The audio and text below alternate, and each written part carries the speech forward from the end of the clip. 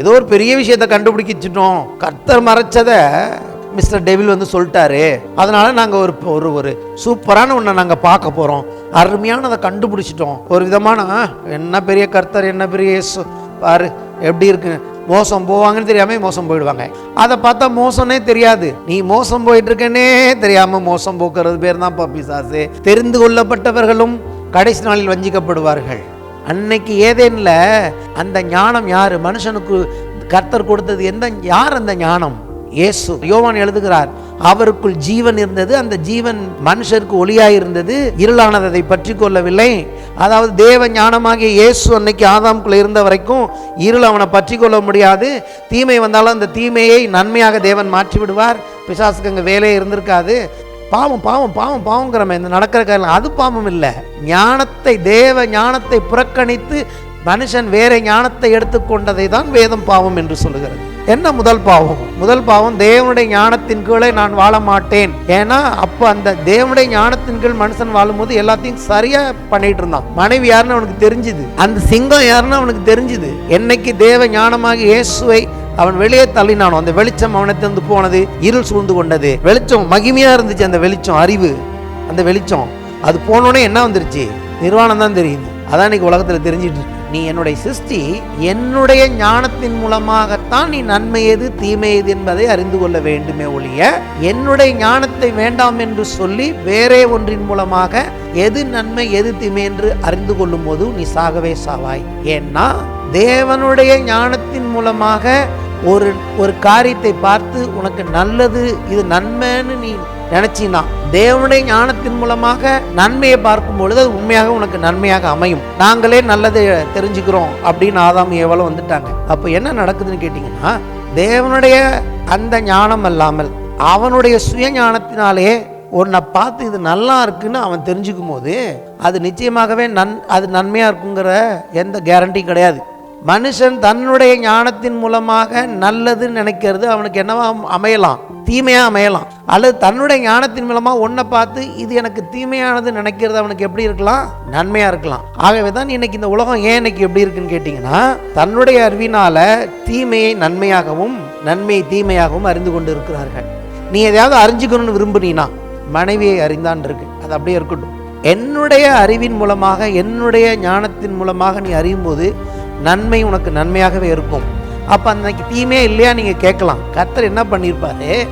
இந்த கனியை சாப்பிடலன்னா மனுஷன் தேவனுடைய ஞானத்தில் செயல்படும் பொழுது என்ன ஒரு ஞானம் அவனுக்கு இருந்திருக்குன்னா, தீமையை பார்க்கும்போது அந்த தீமை அவனை அணுகவே அணுகாது, அந்த தீமையும் அவனுக்கு நன்மையாய் மாற்றக்கூடிய ஞானம் அந்த ஞானம். அப்போ பிசாசு என்னவா போயிருப்பான்னா, இன்னெஃபெக்டிவாக போயிருப்பான். பிசாசு இருந்தால் கூட தேவனுடைய ஞானத்தில் மனுஷன் செயல்பட்டு இருந்தான்னா இவன் எவ்வளோ தீமையை கொண்டு வந்தாலும் அந்த தீமையை அவன் நன்மையாக எடுத்துகிட்டு போயிடுவான்.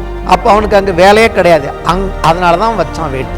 நாங்கள் அதை பார்த்து நல்லா தான் நாங்கள் தெரிஞ்சுக்கிட்டோம், இப்படி இருக்குன்னு தெரியாதுங்க. ஏன்னா உனக்கு தேவனுடைய ஞானம் இல்லை. அன்றியும் தேவனுடைய தீர்மானத்தின்படி அழைக்கப்பட்டவர்களாய் தேவனத்தில் அன்பு கூறுவர்களுக்கு சகலமும் நன்மைக்கு ஏதுவாய் நடக்கிறது. எப்படி தீமையை கூட நன்மைக்கு ஏதுவாய் தேவன் மாத்துறாருன்னா, தேவனுடைய ஞானம் தீமையே இல்லாத வாழ்க்கையை நமக்கு கொடுக்கிறது. இந்த மனுஷன் தெரிந்து கொண்ட ஞானம் தீமை எது நன்மை எதுன்னு தெரியாம சில வேளைகளில் இல்லை, எல்லாத்தையுமே அவன் தீமையாக தான் தெரிஞ்சுக்கிறான். எப்படி ஒரு ஆணும் பெண்ணும் தங்களை அறிய வேண்டும் என்பதற்கு பல வெப்சைட்டு டாலர் கணக்கில் செலவு பண்ணி தப்பா போதிச்சிட்டு இருக்கான். இன்னைக்கு என்ன பண்றான்? படிச்சவன் படிக்காதவன்லாம் கல்யாண வாழ்க்கை எங்க கத்துக்க போறான்னா, இந்த வேதத்துல தேவனுடைய ஞானத்துல கத்துக்காம உலகத்துல இருக்கிற அசுத்தம் காம விகாரம் அதை போய் கத்துக்கிட்டு அதை படிச்சுட்டு கல்யாண வாழ்க்கையில அதை அப்ளை பண்ண பாக்குறான். யாரு என்னன்னே தெரியல, என்ன பண்ணணும்னே தெரியல. மிருகங்களாக மனிதனை மாத்தின ஞானம் அது.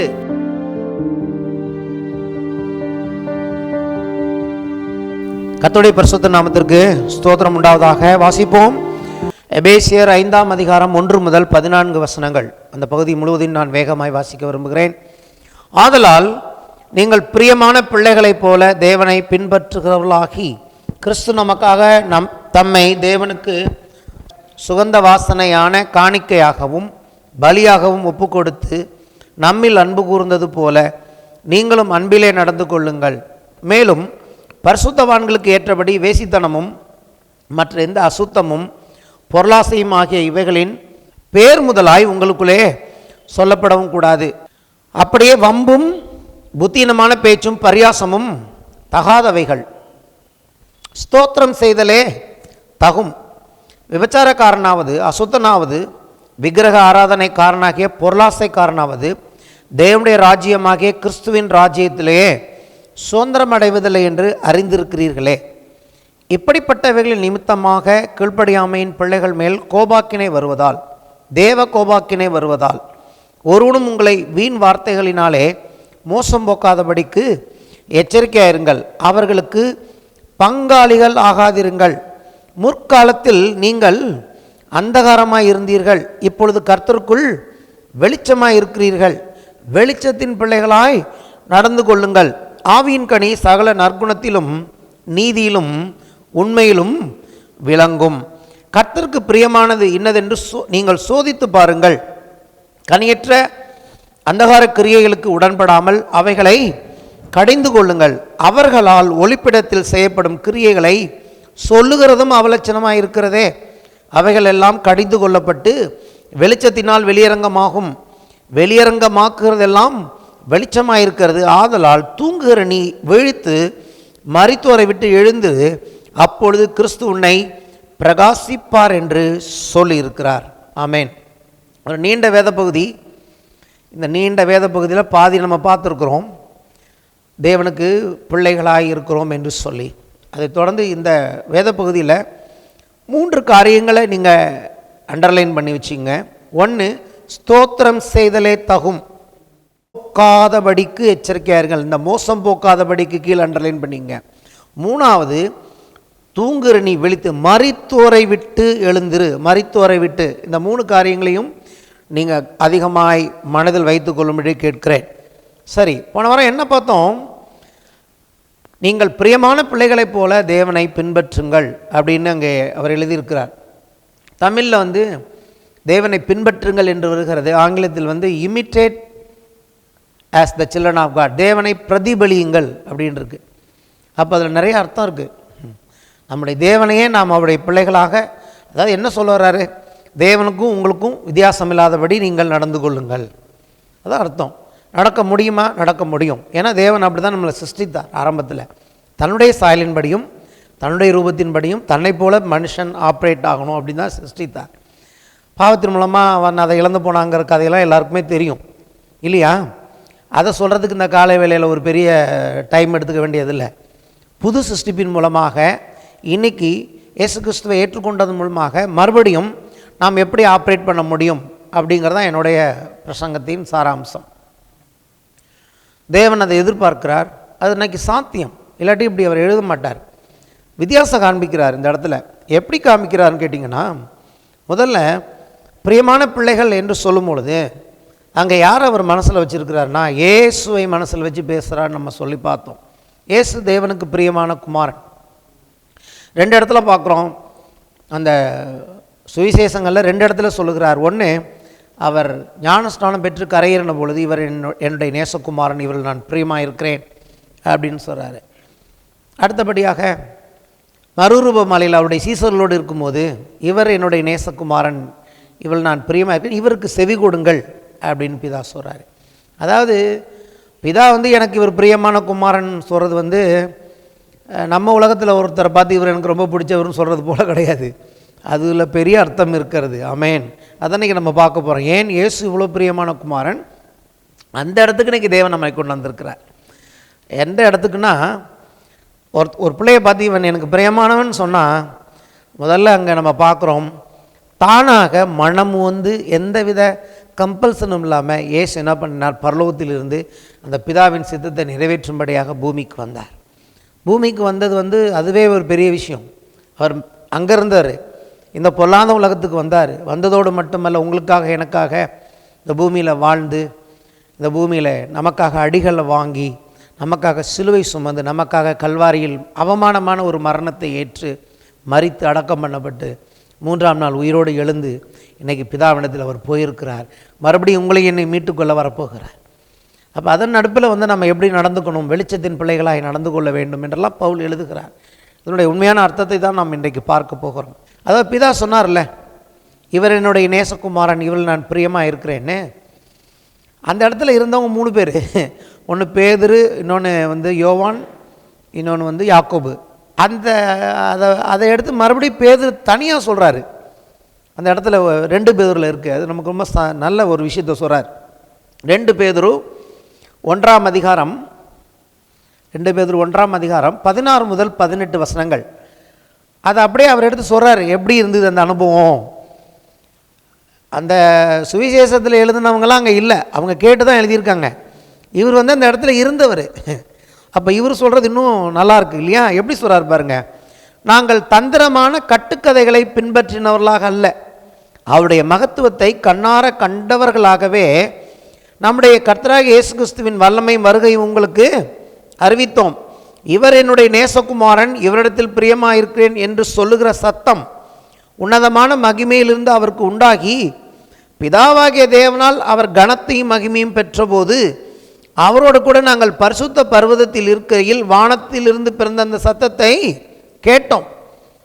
அங்கே ப்ளூரலில் சொல்கிறார், கேட்டோங்கிறார். இப்போ 3 பேர் இருந்திருக்கிறாங்க அங்கே. உண்மையிலே சொல்கிறார், நாங்கள் 3 பேர் அங்கே இருந்தோம், நாங்கள் கேட்டோம். அப்போ என்ன அங்கே சொல்ல வருகிறார், இந்த கட்டுக்கதையெல்லாம் கிடையாது. அதான் சொன்ன, வேதம் ஒரு நேர்மையான புஸ்தகம். நமக்கு தேவன் கொடுத்துருக்கிறது எதுவுமே கட்டுக்கதை கிடையாது. உலகத்தில் நிறைய கட்டுக்கதைகள் இருக்கிறது. எல்லா தேசங்களிலும் எல்லா விதமான பின்னணியிலும் ஒரு கட்டுக்கதைகள் இருக்கும். அந்த கட்டுக்கதையை வச்சு தான் அவங்களுடைய நம்பிக்கையை டெவலப் பண்ணியிருப்பாங்க. இவங்க ஏன் இந்த இடத்துல நாங்கள் தந்திரமான கட்டுக்கதையை பின்பற்றுகிறவர்கள் அல்ல அப்படின்னு சொல்கிறாருன்னா, அங்கேயும் கூட கட்டுக்கதைகள் உண்டு. இஸ்ரேல் தேசத்துலேயும் யூதர்கள் மத்தியிலும் நிறைய கட்டுக்கதைகள் இருக்குது. அப்போ அவர் சொல்கிறாரு, இந்த வேதம் நாங்கள் சொல்லுகிற இயேசு, அவருடைய வல்லமை, இயேசு வரப்போகிறார். நாங்கள் சொல்கிறோம் இயேசு வரப்போகிறார். எத்தனை பேருக்கு தெரியும் இயேசு வரப்போகிறார்? அது கட்டுக்கதை இல்லை அப்படிங்கிறாரு. நாங்கள் உங்களுக்கு சொன்னது, உங்களுக்கு எழுதினது எதுவுமே மனுஷனுடைய கட்டுக்கதை இல்லைப்பா. நாங்கள் கேட்டோம். பிதா வானத்திலிருந்து பரலோகத்திலிருந்து டைரெக்டாக தன் குமாரனை பற்றி சொன்னாரே, இவர் என்னுடைய பிரியமான குமாரன், இவரை நேசகுமாரன், இவரில் நான் பிரியமாக இருக்கிறேன், இவருக்கு செவி கொடுங்கள்னு சொன்னப்போ நாங்கள் கேட்டோம் அப்படிங்கிறார் அவர். ஆமேன். அப்போ கேட்டபடினால் நாங்கள் எழுதுகிறோம் அப்படிங்கிறார். எப்படி அவர் வந்து அப்படி சொன்னதுனால என்ன நடந்திருக்கு? அப்படி அவர் சொல்லும் போது பிதாவாகிய தேவனால் அவர் கனத்தையும் மகிமையும் பெற்றாராம். ஹல்லேலூயா. அப்போது தேவன் ஒருத்தவங்களை பார்த்து பிரியமான குமாரன் அப்படின்னு சொல்கிறாருன்னா அது கனத்தையும் மகிமையும் கொடுக்கிறது. சும்மா எனக்கு பிடிச்ச புள்ளன்னு இல்லை, கர்த்தர் உங்களையும் என்னையும் மகிமைப்படுத்துகிற தேவன். இந்த பூமியில் உங்களை மகிமைப்படுத்துவார், வரப்போகிற நித்தியத்திலும் உங்களை மகிமைப்படுத்துவார், விட்டுறமாட்டார். நீங்கள் இன்றைக்கி அவருக்காக வாழ்கிற வாழ்க்கையை பார்த்துட்டு எவ்வளோ தான் செஞ்சாலும் சிலர் போல் நன்றியற்றவர்களாக இல்லை அப்படியே மாற்றி தலைகீழ உங்கள் வாழ்க்கையில் நீங்கள் செஞ்சதையே உங்கள் தலையிலே பழியாய் சுமத்துகிறவர்கள் தேவன். அவர் சொல்கிறாரு, எப்போ ஒரு கலசம் தண்ணி கொடுத்தா கூட அதுக்கான பலனை அவனுக்கு நான் கொடுப்பேங்கிறாரு. என் ஊழியக்காரனுக்கோ என் தீர்க்கதரிசிக்கோ என் பிள்ளைக்கோ வீட்டுக்கு வந்தீங்கன்னா ஒரு டம்ளர் தண்ணி கொடுத்தா கூட அதுக்கான ரிவார்டு வச்சுருக்கிறேன்னா அப்போ அவர் எவ்வளோ கவனமுள்ள தேவன் பாருங்கள். அப்போது இயேசு எவ்வளோ பண்ணார். இயேசு செய்ததுக்கு இந்த உலகத்தில் ஈடானது ஒப்பானது ஒன்றுமே இல்லை. அப்போ அவருக்கு எவ்வளோ கன மகிமை கொடுப்பாரு, எந்த அளவுக்கு கொடுத்தாரு? அவரை கர்த்தர் என்று உயர்த்தினார், அவரை தேவன் என்று உயர்த்தி இன்னைக்கு வலது பார்சத்தில் வைத்திருக்கிறார். அப்போ உங்களுக்கும் எனக்கும் என்ன மகிமை? வேதம் சொல்லுகிறது, அவர் நம்மோடு கூட நம்மை உயிரோடு அவரோடு கூட எழுப்பி உன்னதங்களில் அவரோடு உட்கார வைத்திருக்கிறார். அப்போ இயேசுக்கு என்ன மகிமையை கொடுத்தாரோ அதே விதமான மகிமை இன்றைக்கு உங்களுக்கும் எனக்கும் தேவன் கொடுத்திருக்கிறார். என்ன நம்பிக்கையில் கொடுத்திருக்கிறார்னா, இவர்கள் என்னுடைய பிரியமான பிள்ளைகள், இவர்கள் என்னை இமிட்டேட் பண்ண போகிற பிள்ளைகள், இவர்கள் இந்த பூமியில் என்னை பிரதிபலிப்பார்கள் என்ற நம்பிக்கையில் தேவன் நமக்கு ஏற்கனவே கனத்தையும் மகிமையும் கொடுத்திருக்கிறார். இந்த இயேசு என்ற ஒருவர் மூலமாக, அந்த இயேசு என்ற ஒருவரை நீங்கள் நானும் விசுவாசத்தபடினாலே நம்ம கனத்துக்கும் மகிமைக்கும் நம்ம ஒன்றுமே செய்யலை. உங்களையும் என்னையும் பார்த்தா நம்ம கனத்துக்கும் மகிமைக்கும் உரியவங்களாம் இந்த பூமியில் நம்ம பிறக்கலை. ஆனால் இந்த தேவன் மேல் நம்பிக்கை வச்சு விசுவாசம் வச்சு என்னைக்கு அவருடைய பிள்ளைகளாக மாறணுமோ அவர் இந்த ஒரு பிரியமான குமாரனுக்கு மட்டுமல்ல, தன்னுடைய ஒவ்வொரு பிள்ளைகளுக்கும் நான் உங்களுக்கு அதே விதமான கனத்தையும் மகிமையும் வச்சுருக்கிறேன். அதன் அடிப்படையில் தான் பின்னாடி எழுதுகிறாரு. இந்த குமாரனை பாருங்கள், இயேசுங்கிற அந்த குமாரனை பாருங்கள், அந்த பிள்ளைக்கு தேவன் என்ன செஞ்சான்னு பாருங்கள். அதனால் நீங்கள் இப்படிலாம் நடந்துக்குங்க. சும்மா நீங்கள் இப்படி நடந்துங்க அப்படி நடந்துங்க அப்படின்னு பவுல் எழுதலை. என்ன விதமான, அதே எபேசியரில் தான் இருக்குது. எப்படி ரட்சிப்புனா என்ன? உன்னதங்களில் நம்மை அவரோடு கூட உட்கார வைத்திருக்கிறார். கிருபையினால் விசுவாசத்தை கொண்டு ரட்சிக்கப்பட்டீர்கள், இது உங்களால் உண்டானதில்லை, இது தேவனுடைய ஈவு அப்படிலாம் சொல்லிட்டு தான் பின்னாடி எழுதுகிறார். அப்போ புரிந்து கொள்ளுதல் ரொம்ப முக்கியம். ஹல்லேலூயா. பிரகாசமுள்ள மனக்கண்கள் முக்கியம்.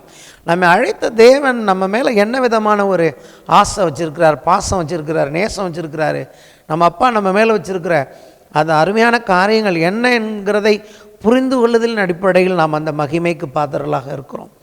மகிமையை நம்ம இழந்து போயிடக்கூடாது. ஆமென். கர்த்தர் வச்சுருக்கிற இந்த மகிமை, இந்த கீழே சொல்லப்பட்ட இந்த அசுத்தங்கள்லாம் இருக்குது இல்லையா, இதெல்லாம் நம்மளுடைய மகிமையை திருடும்படியாக பிசாசுக்கு என்னன்னு கேட்டிங்கன்னா, ஆரம்பத்துலேருந்தே மனுஷனுக்கு தேவனுடைய மகிமையை போகக்கூடாது.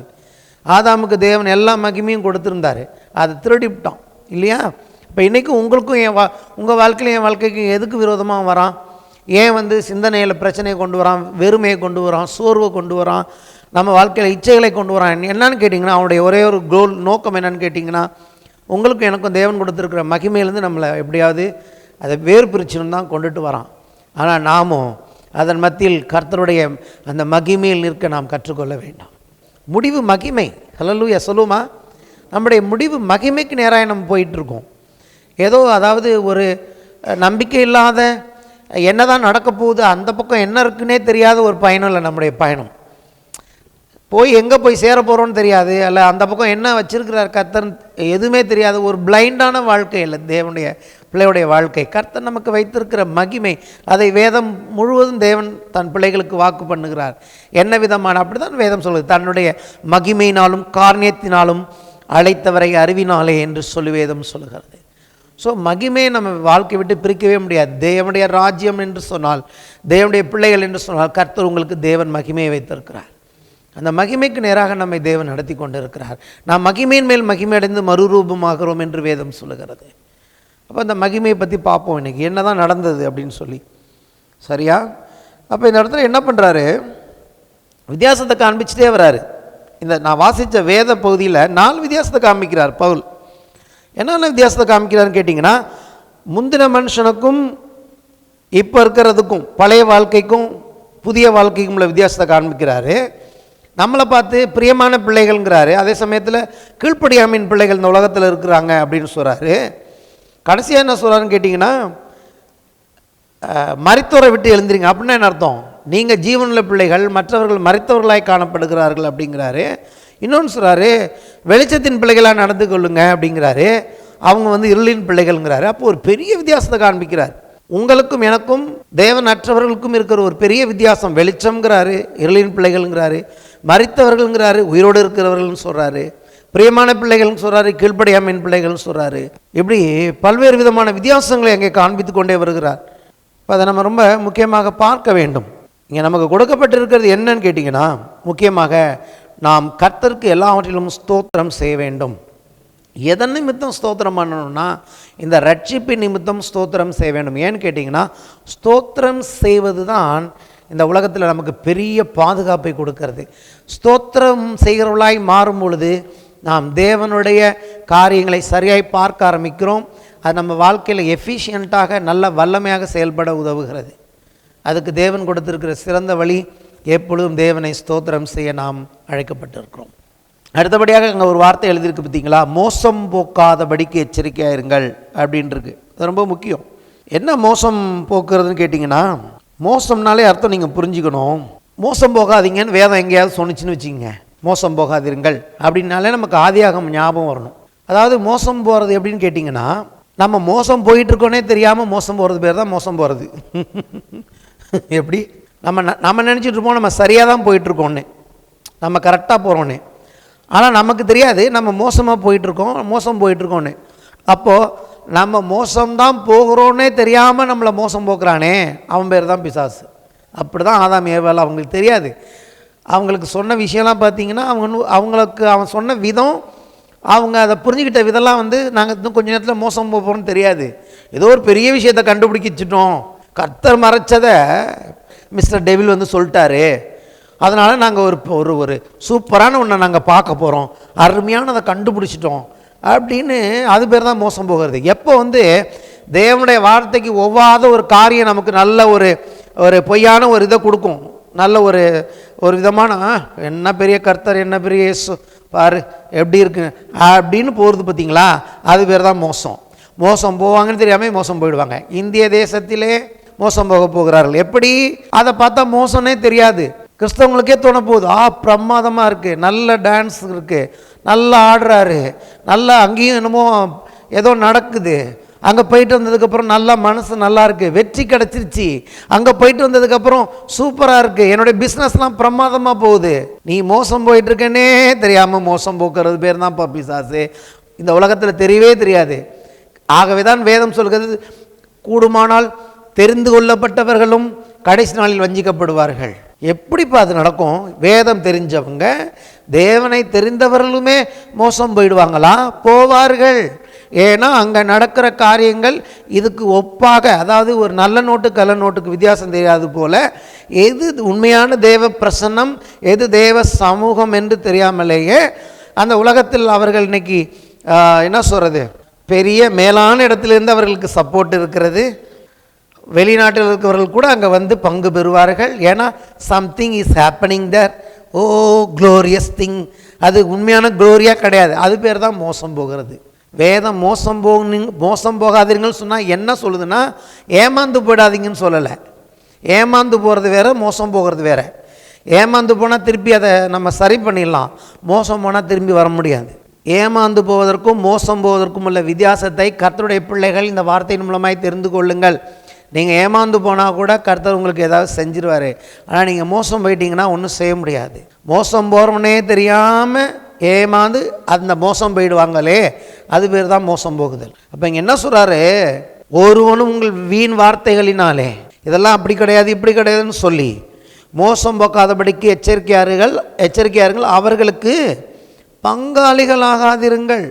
நீங்கள் முன்ன காலத்தில் அந்தகாரமாக இருந்தீங்க, இருள் இருந்தீங்க, இப்பொழுது கர்த்தருக்குள் வெளிச்சத்தில் இருக்கிறீர்கள், வெளிச்சமாக இருக்கிறீர்கள், வெளிச்சத்தின் பிள்ளைகளாய் நடந்து கொள்ளுங்கள்.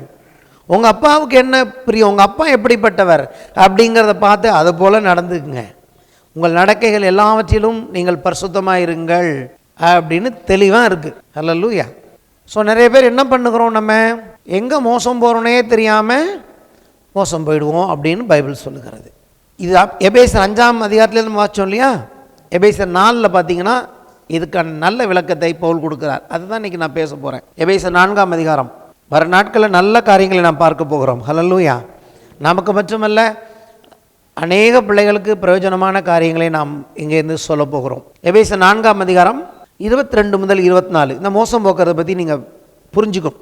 எபேசர் 4ஆம் அதிகாரம் 22 முதல் 24 வசனங்கள். அந்தபடி முந்தின நடக்கைக்குரிய மோசம் போக்கும் இச்சைகளாலே கெட்டுப்போகிற பழைய மனுஷனை நீங்கள் களைந்து போட்டு உங்கள் உள்ளத்திலே புதிதான ஆவியுள்ளவர்களாகி மெய்யான நீதியிலும் பரிசுத்தத்திலும் தேவனுடைய சாயலாக சிருஷ்டிக்கப்பட்ட புதிய மனுஷனை தரித்து கொள்ளுங்கள். அங்கே கொஞ்சம் பார்க்கணும். இந்த பழைய மனுஷன், அதாவது உலகத்தில் நம்ம ஆண்டவரை அறியாததுக்கு முன்னதாக நாம் எப்படிப்பட்ட மனுஷனுங்கிறது தான் பழைய மனுஷன். இந்த இடத்துல நீங்கள் என்ன குழம்பக்கூடாதுன்னா, இப்போ நான் கிறிஸ்துவுக்குள்ளே வந்துட்டேனே, இந்த பழைய மனுஷன் சிலுவையில் அறையப்பட்டான் என்றெல்லாம் வேதத்தில் இருக்குதே, அப்புறம் மறுபடியும் இந்த பழைய மனுஷனை பற்றி வேதம் பேசுதுன்னா நீங்கள் புரிஞ்சுக்கணும், பழைய மனுஷன் போயிட்டான், ஆனால் அவன் விட்டுட்டு போன புத்தி போகல, அவனுடைய எண்ணங்கள். அதாவது இந்தியாவில் வந்து ஆங்கிலேயர்கள் ஆட்சி செஞ்சாங்க இல்லையா, அதுக்கப்புறம் இந்தியாவுக்கு சுதந்திரம் கிடச்சிது. ஆனாலும் ஆங்கிலேயர்கள் விட்டு போன தாக்கம் இன்னும் இங்கே இருக்கா இல்லையா? எப்படி இருந்தாலும் ஒரு நாடு சுதந்திரம் அடைந்த பிறகு கூட அதனுடைய தாக்கத்தை நம்மளால் பார்க்க முடியுது. அப்படி தான் நம்ம ரட்சிக்கப்பட்டு வந்துட்டாலும் நம்ம பழைய இந்த எண்ணங்கள் இருக்குல்ல. ஆகவே தான் வேதம் 2 சிந்தையை சொல்லுது. ஒன்று மாம்ச சிந்தை, இன்னொன்று ஆவிக்குரிய சிந்தைன்னு. நம்ம கடந்து வந்த பாதை, நம்ம வாழ்ந்து வந்த வாழ்க்கையின் எண்ணங்கள், சில நம்பிக்கைகள் இன்னும் நமக்குள்ளே இருக்குது. அந்த நம்பிக்கையை பற்றி இங்கே சொல்கிறாரு. அந்த முந்தின நடக்கைக்குரிய அந்த மனுஷன், இந்த இடத்துல வந்து மோசம் போக்கும் இச்சைகளாலே ஒரு பிராக்கெட்டை போட்டுட்டு கெட்டு போகிற பக்கத்தில் ஒரு பிராக்கெட்டை போட்டு வாசிங்கன்னா புரியும். ஃபஸ்ட்டு இப்படி வாசிக்கணும். அந்தபடி முந்தின நடக்கைக்குரிய பழைய மனுஷன். நான் சொல்ல கவனிச்சுட்டே வாங்க. முந்தின நடக்கைக்குரிய பழைய மனுஷன், அவன் பேர் பழைய மனுஷன். சரி, என்ன நடக்கை அவன்? மோசம் போக்கும் இச்சைகளாலே கெட்டு போகிற பழைய மனுஷன். அவன் எப்படி கெட்டு போனான்னா அவனை மோசம் போக்கும் இச்சைகளாலே. எப்படி அந்த இச்சைகள் அவனை மோசம் போக்குகிறது? நான் மோசம்தான் போய் கொண்டிருக்கிறேன் என்று தெரியாமலே மோசம் போக்கும் வல்லமை இச்சைக்குண்டு. அன்னைக்கு அப்படிதான் ஆதாமும் ஏவாளும் மோசம் போனார்கள். மனுஷன் எப்படி மோசம் போகிறான் என்று சொன்னால், இந்த உலகம் எப்படி இன்னைக்கு மோசம் போய் கொண்டிருக்கிறது என்று சொன்னால், இந்த முழு உலகத்தின் நிலைமை என்ன என்று வேதம் சொல்லுகிறதே, நாங்கள் மோசம்தான் போய் கொண்டிருக்கிறோம் என்று தெரியாமலேயே அவர்களை மோசத்துக்குள் நடத்துகிற அந்த வல்லமை இச்சையில் இருக்கிறது. ஆமென். ஒருத்தவங்களை எது அப்படி நடத்தும்? நாங்கள் மோசம் போகிறோன்னே அவங்கள தெரியாமல் பார்த்துக்கிற அந்த காரியத்தின் பெயர் வேதம் சொல்கிறது, அது பேர் இச்சை. லஸ்ட், கண்களின் இச்சை, மாம்சத்தின் இச்சை, ஜீவனத்தின் பெருமை, அது ஒரு இச்சை. மூணுமே இச்சையில் தான் வரும். ஜீவனத்தின் பெருமையில் இச்சை இல்லைன்னு நினைக்காதீங்க. பெருமை இருந்தாலே அங்கே இச்சை இருக்கும். இந்த பழைய மனுஷன் எப்படி கெட்டு போகிறான்னா, இந்த உலகம் எப்படி கெட்டு போகுதுன்னா, தேவனுடைய பிள்ளைகள் எப்படி கெட்டு போகக்கூடாதுன்னா, இச்சை என்ன பண்ணுது நம்ம வாழ்க்கையில்? அது ஒன்றும் பெரிய தப்பு இல்லை. கொஞ்ச நேரம் என்ன ஆகிட போகுது அதெல்லாம் பார்த்துக்கலாம் அப்படின்னு சொல்லியே பல வருஷங்கள் என்ன பண்ணிடும்? நம்மளை பிரயோஜனமற்றவர்களாய் மாற்றிவிடும். Common problem. This is the common problem. This is the common problem for the world as well as the common problem for church. சபைக்கும் இருக்கிற பொதுவான பிரச்சனை இதுதான். இன்னைக்கு தேவனுடைய பிள்ளைகளுக்கும் காணப்படுகிற பொதுவான ப்ராப்ளம் அதுதான். என்னென்னு கேட்டிங்கன்னா இச்சைங்கிறது என்னென்னு கேட்டிங்கன்னா, நம்ம கெட்டு போகிறோம் என்பதை நாம் அறியாதபடி நம்ம மனதையும் இருதயத்தையும் மூடி பிரமாதமாக கொண்டு போய் குழியில் தள்ளிவிட்டு போயிடும். அவன் பேர் தான் பழைய மனுஷன். அதை சொல்கிறாரு அந்த படி. இப்போ நல்லா புரியுது அந்த வசனம் உங்களுக்கு? முந்தின நடக்கைக்குரிய சில விஷயங்கள் என்ன பண்ணணும்? பிராக்கெட் போட்டு வாசிக்க தெரியணும். சில வசனங்களை பிரித்து வாசிக்க தெரியணும்.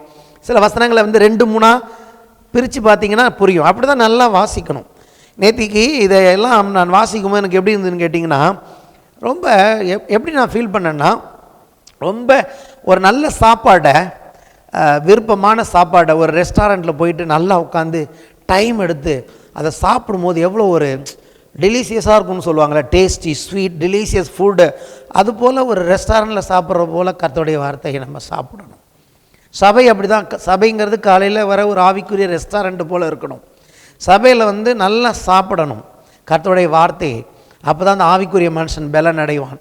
எப்படி மத்தியானம் சண்டே போயிட்டு நல்லா நமக்கு பிடிச்ச சாப்பாடு சாப்பிட்றோமோ, அதுபோல் காலையில் சபைக்கு போய் நல்லா சாப்பிடணும். கர்த்தருடைய வார்த்தை அப்படி நல்ல ஸ்வீட்டாக நல்லா டெலிஷியஸ் ஃபுட்டு போல் அதை நல்லா சாப்பிடும்போது நம்ம ஆவியில் நல்ல பலன் அடைவோம். அப்படி தான் நான் உணர்கிறேன். இந்த பிரசங்கங்கள் தயார் பண்ணும்போது எனக்கு ஃபஸ்ட்டு அது அப்படி நேத்திக்கு நான் அப்படி தான் ஃபீல் பண்ணேன். அதான் எழுதி வச்சுருக்கிறேன், ஒரு நல்ல டேஸ்டான சாப்பாடு சாப்பிட்றது போல். ஏன்னா இப்படி வார்த்தையை வச்சு கர்த்தருடைய வசனத்தை வச்சு பிராக்கெட் போட்டு பிரித்து போட்டு பழைய மனுஷனா ஏன் அவன் கெட்டு போனான், எப்படி கெட்டு போகிறான், எப்படி அவன் மோசம் போகிறான், எது அவனை மோசம் போக்குது, கொஞ்சம் நல்லா உட்காந்து பொறுமையாக சாப்பிட்றது போல், எலும்பெல்லாம் எடுத்து மெதுவாக சாப்பிட்டு டேஸ்ட் பண்ணுறது போல் கர்த்தருடைய வார்த்தையை அப்படியே பிரித்து வாசித்தோம்னா நமக்கு புரிஞ்சிடும். ஓ மை காட், இப்படி தான் வேதம் சொல்லுகிறது. ஒரு மனுஷன் எப்படி கெட்டு போகிறான்னா, தான் கெட்டு போகிறான் என்கிறது அறியாமலே அவனை கெட்டுப்போக வைக்கிற வல்லமையும் சக்தியும் பாவத்துக்கும் இச்சைக்கும் இருக்கிறது. அப்படித்தான் ஏதேனில் அவர்கள் கெட்டு போனார்கள். இன்றைக்கி உலகம் கெட்டு போய் கொண்டிருக்கிறது. ஆகவே தான் பவுல் எழுதுகிறாரு, நீங்கள் அந்த மனுஷனை களைஞ்சி போட்டுருங்க. எங்கே இருக்கிறான் அந்த மனுஷன்? நம்ம எண்ணங்களில் ஒட்டிக்கிட்டு வரான். சிலுவையில் அறையப்பட்டிருந்தாலும் அவன் இன்னும் அவன் நமக்கு கொடுத்த எண்ணங்கள், அவனுக்கு கொடுத்த அந்த பேட்டர்ன், அவனுடைய அந்த எப்படி சிந்திக்கிற விதங்கள், பேட்டர்ன்கிறது எப்படி நம்ம சிந்திக்கிற விதம், எப்படி நம்ம காரியங்களை அணுகுங்கிற அந்த விதத்தை அவன் நம்ம வாழ்க்கையில் விட்டுட்டு போயிருக்கிறான். ஆகவே தான் அங்கே பவுல் எழுதுகிறார், அவனை களைஞ்சி போட்டுருங்க. கொஞ்சம் கொஞ்சமாக அவனை களைஞ்சி போட்டு உங்கள் உள்ளத்தில் புதிதான ஆவியுள்ளவர்களாகி. இந்த மனுஷன் யாருன்னா, இவன் எப்படிப்பட்ட மனுஷனா? மெய்யான நீதியிலும் பரிசுத்தத்திலும். இவன் எப்படிப்பட்டனா? தேவனுடைய சாயலாக சிருஷ்டிக்கப்பட்டவன். இவன் தேவனை போன்றவன். அந்த தேவனை போன்ற அந்த புதிய மனுஷனை இன்றைக்கி ரட்சிப்பின் மூலமாக தேவன் நமக்கு கொடுத்துருக்கிறார். அப்போ இப்போ எப்படின்னா, அவன் எப்படிடா கெட்டு போகிறோன்னு தெரியாமே நம்மளை கெட வச்சான். இவர் அப்படி இல்லை, நமக்கு எல்லாத்தையும் சொல்லியே நம்மை நல்ல பாதையில் நடத்தி, நீதியின் பாதையிலும் பரிசுத்தத்தின் பாதையில் நடத்தி நம்மளை கெட்டு போக இல்லை, நம்மளை நித்திய ஜீவனுக்குள் கொண்டு போய் கொடுக்குறவர். அப்போ எந்த மனுஷனை, எந்த எண்ணங்களை நாம் எடுத்துக்கொள்ள வேண்டும், எந்த மனுஷனை நாம் தரித்து கொள்ள வேண்டும்னா இந்த புதிய மனுஷனை, கிறிஸ்துவின் சாயலாக இருக்கிற இந்த புதிய மனுஷனை எண்ணங்களில் தேவனுடைய வார்த்தையில் நாம் பழகும்போது நம்ம என்ன பண்ண மாட்டோம், இப்பயும் தெரியும் கெட்டு போகிற மனுஷன் வரமாட்டான்னு கிடையாது. அவன் எந்தெந்த ரூபத்தில் வரான்னு பார்த்து அவனை ரிஜெக்ட் பண்ண நாம் கற்றுக்கொள்ள வேண்டும். எப்போதும் ஒரே மாதிரி வரமாட்டான். இந்த பழைய மனுஷன் எப்போதுமே ஒரே மாதிரி வரமாட்டான். ஒரு நேரம் சோர்வாக வருவான், பயங்கர சோர்வு, பயங்கர டிப்ரெஷன். நீங்கள் பாவத்தை பார்த்தா ஈஸியாக நீங்கள் புரிஞ்சுப்பீங்க, இல்லை செய்யக்கூடாதுன்னு. சோர்வு பார்த்தா உங்களுக்கு தெரியாது. நான் சொல்கிறேன், சோர்வு அவனுடைய ஒரு தந்திரம். நீங்கள் ரொம்ப சோர்வாக ஃபீல் பண்ணுறது அவனுக்கு ரொம்ப பிடிக்கும். ஏன்னா சோர்ந்து போனீங்கன்னா ஒன்றும் செய்ய முடியாது. புரியுதுங்களா உங்களுக்கு? நீங்கள் தப்பு செய்ய மாட்டீங்க, தேவனுடைய பிள்ளைகள் தப்பு பக்கம் போக மாட்டீங்க, உங்களுக்கு தெரியும். ஆனால் சோர்வை பார்த்துட்டு நான் சொல்கிறேன், தப்பை பார்த்தா பயப்படுற அளவுக்கு நீங்கள் சோர்வை பார்த்தா பயப்படணும். சோர்வுக்கு இடம் கொடுக்கக்கூடாது. புரியுதா? சில நேரத்தில் பார்த்தீங்கன்னா வெறுமையாக இருக்கும், எந்த நம்பிக்கையும் இருக்காது. என்ன ஊழியம் செய்ய போகிறோம், என்ன பிரசங்கம், எவ்வளோ நாள் தான் இப்படியே பண்ணிகிட்டு இருக்கிறது, என்ன போ ஏதாவது நடக்கும்னு நினைக்கிற நீ அவநம்பிக்கை. ஆனால் நமக்கு தெரியாது இது பாவம்னு. நம்ம என்ன நினச்சிட்ருப்போம், நல்லா இருக்குது கேட்குறதுக்கு, கொஞ்சம் ஆறுதலாக இருக்குது. ஆமாம், நீ சொல்கிறது சரிதான். எண்ணத்தை பண்ணி எண்ணத்தைன்னு பழைய படத்தில் சொல்லுவாங்க அர்த்தம். அதே மாதிரி இந்த எண்ணத்தைங்கிற வார்த்தை ஒரு கேவலமான பாவம். அது ஹல்லேலூயா. எண்ணத்தனே வாயில் வரக்கூடாது. எல்லாவற்றையும் செய்ய எனக்கு பலன் உண்டு, எண்ணத்தை இல்லை, என்னை பலப்படுத்துகிற கிறிஸ்துவினாலே எல்லாவற்றையும் செய்ய எனக்கு பலன் உண்டு, அப்படி சொல்லணும். ஸோ நீங்கள் பாவத்தை பார்த்தா ஈஸியாக கண்டுபிடிச்சிருவீங்க. சோர்வு, இது போல் நெகட்டிவிட்டி பல விதத்தில் வருவான். ஆனால் எல்லாமே எதுக்குன்னு கேட்டிங்கன்னா கெட்டு போகிறதுக்கு தான், நம்மளை கெட்டு போக வைக்கிறதுக்கு. ஆனால் இப்பொழுது தேவன் சொல்கிறார், மெய்யான நீதியிலும் பரிசுத்தத்திலும் தேவனுடைய சாயலாக சிருஷ்டிக்கப்பட்ட புதிய மனுஷனை தரித்து கொள்ளுங்கள். இப்படி சாப்பிடும்போது டேஸ்ட்டாக இருக்குது. ஹல்லேலூயா. அதனால தான் நான் ப்ரிப்பேர் பண்ணி உங்களுக்கு இப்போ காலைல சாப்பாடு போட்டுக்கிட்டு இருக்கேன். இயேசு சொன்னார், நான் வரும் வரைக்கும் என்னுடைய மக்களுக்கு சரியாய் போஜனம் கொடுக்குற சரியாய் என் பிள்ளைகள் நான் வரும் வரைக்கும் என்னுடைய மக்களுக்கு நல்ல போஜனம் கொடுத்து விசாரிக்கிற ஊழியக்காரனே நல்ல ஊழியக்காரன். கொடுக்குற விதத்தில் கொடுக்கணும் தேவனுடைய பிள்ளைகளுக்கு. அப்போ தான் அவர் நல்ல ஆரோக்கியமுள்ள பிள்ளைகளாக இருப்பார்கள். சில நேரத்தில் கொடுக்குறதையும் கொடுக்கணும், பிள்ளைகளுக்கு இப்படி கொடுக்குறதையும் கொடுக்கணும், இப்படி கொடுக்குறதையும் கொடுக்கணும், ரெண்டையும் கொடுக்கணும். ஆமென். கண்டிக்க வேண்டிய இடத்துல கொடுத்துட்டு சாப்பாடையும் நல்லா கொடுத்து பிள்ளையை எப்படி வளர்க்கணும், ஆரோக்கியம் இல்லை அதுதான் பவுல் எழுதுகிறார். ஆரோக்கியமான உபதேசத்தை சொல்லு. தீமோத்தேயுவில் என்ன சொல்கிறாரு, கவிழ்த்து போடுறதெல்லாம் விடாத, சபைக்குள்ள விடாத, நல்ல ஆரோக்கியமான உபதேசம். அப்போ ஆரோக்கியமான உபதேசங்கிறது எப்படின்னு கேட்டிங்கன்னா, ஆரோக்கியமான உணவுகள், ஆரோக்கியம்லாம் பார்க்குறோம்ல, ஆரோக்கியமான உணவு வகைகள் கொடுக்கறது போல் பிரசங்கம் எப்படி இருக்கணுமா, நல்ல ஆரோக்கியமாக இருக்கணும், நல்ல ஃபுட்டாக இருக்கணும். அப்போ ஆரோக்கியமான ஃபுட்டு சாப்பிட்டா எப்படி இருக்கும், இந்த ஆவி கர்த்தருக்கு நல்ல ஆரோக்கியமான பிள்ளைகளாக இருக்கும். சரி, நெக்ஸ்ட் அடுத்த விஷயங்கள் பார்ப்போம். இந்த மனுஷன் கெட்டு போனானே, மோசம் போனானே, அங்கே தான் இன்றைக்கி நான் ஆரம்பிக்க போகிறேன். அதை நீங்கள் புரிஞ்சுக்கணும்னு விரும்புகிறேன்.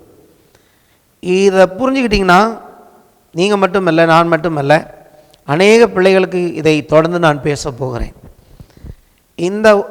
இப்பொழுது இந்த நிமிஷத்துலேருந்து நான் சொல்ல போகிற காரியங்கள் முழு வேதாகமத்தையும் நீங்கள் புரிந்து கொள்ள உதவும். ஆதியாகமத்திலேருந்து வெளிப்படுத்தின விசேஷம் வரைக்கும் பைபிள் என்ன சொல்லுகிறது, தேவன் என்ன எதிர்பார்க்கிறார், நம்ம எப்படிப்பட்ட வாழ்க்கை வாழ்கிறோம், நம்முடைய நம்பிக்கை என்ன, இது எல்லாத்தையும் ஒரே நூலில் கோக்கிறதுக்கான ஒரு சத்தியத்தை நான் சொல்ல போகிறேன். ஒன்றும் இல்லை, எப்படி மனிதன் விழுந்து போனான் இதான் எங்களுக்கு தெரியுமே ஆதியாகமத்தில். இல்லை, இன்னும் கொஞ்சம் டீப்பாக பார்க்க போகிறோம். எப்படி இந்த வஞ்சனை நடந்தது, பிசாசின் வஞ்சனை எப்படி ஏதேனில் ஆரம்பித்தது அப்படிங்கிறத இதுவரைக்கும் புரிந்து கொள்ளாத விதத்தில் நாம் இன்றைக்கு புரிந்து கொள்ள போகிறோம். We should not miss it. Hallelujah. வாசிப்போம். ஆதியாகமம் 2ஆம் அதிகாரம் 7 முதல் 9 வசனங்கள். ஃபஸ்ட்டு எனக்கு தெரிஞ்சது அதிகாரம் ஃபுல்லாக வாசிக்கணும், நேரம் இல்லாதனால நான் முக்கியமான வசனங்களை வாசிக்க விரும்புகிறேன். ஆதியாகமம் 2, 7 முதல் 9 வசனங்கள். தேவனாகிய கர்த்தர் மனுஷனை பூமியின் மண்ணினாலே உருவாக்கி ஜீவ சுவாசத்தை அவன் நாசியிலே ஊதினார், மனுஷன் ஜீவாத்துமாவானான். தேவனாகிய கர்த்தர் கிழக்கே ஏதேன் என்னும் ஒரு தோட்டத்தை உண்டாக்கி தாம் உருவாக்கின மனுஷனை அதில் வைத்தார். தேவனாகிய கர்த்தர் பார்வைக்கு அழகும் புசிப்புக்கு நலமுமான சகலவித விருட்சங்களையும். அப்போ தேவன் வச்ச விருட்சங்கள் எல்லாமே எப்படி தான் இருந்துச்சு?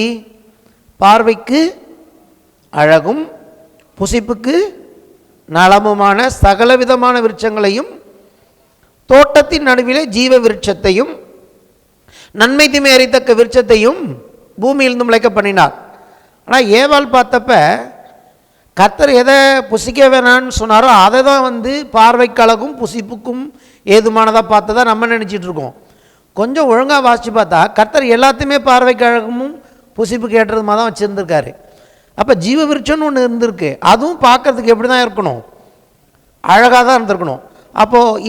அப்போது இங்கே என்ன நான் சொல்ல வர்றேன், கர்த்தர் உண்டாக்கின எல்லா விருட்சத்தின் கனிகளுமே பார்க்கறதுக்கும் புசிப்புக்கும் அழகாகத்தான் தேவன் உண்டாக்கியிருந்தார்.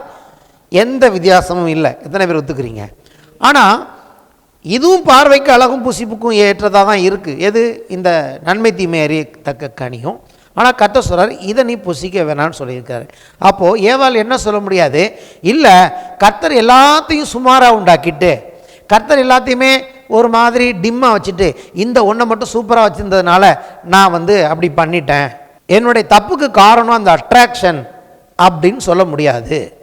நான் நினச்சிக்கிட்டு இருந்தேன் இந்த ஒன்று மட்டும் அட்ராக்ஷனாக இருந்திருக்குமோன்னு சொல்லிட்டு பைபிளை கொஞ்சம் மண்டையை திறந்து, அதாவது உள்ள ஒரு வெளிச்சத்தை அறிவை திறந்து வாசித்து பார்த்தா கொஞ்சம் நிதானிச்சு. ஆனால் பாருங்கள், இந்த பைபிளோடைய ஒரு விசேஷமே அப்படி தான்.